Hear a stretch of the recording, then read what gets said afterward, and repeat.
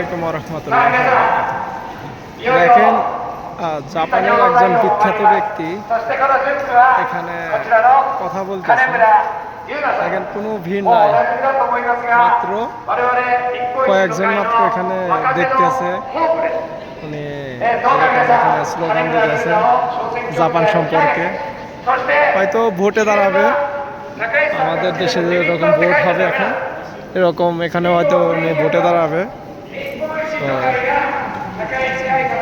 তাই বলার জন্য দেখেন কত শান্তশিষ্টভাবে এখানে সব কিছু বলতেছে, সবাই সুন্দরভাবে কিছুজন মানুষ শুনতেছে, আর সেরকম কোনো ভিড় নাই। আসলেই অনেক সভ্য জাতি এরা। তাছাড়া এরকম একটা এখানে কথা বলতেছে, তারপরেও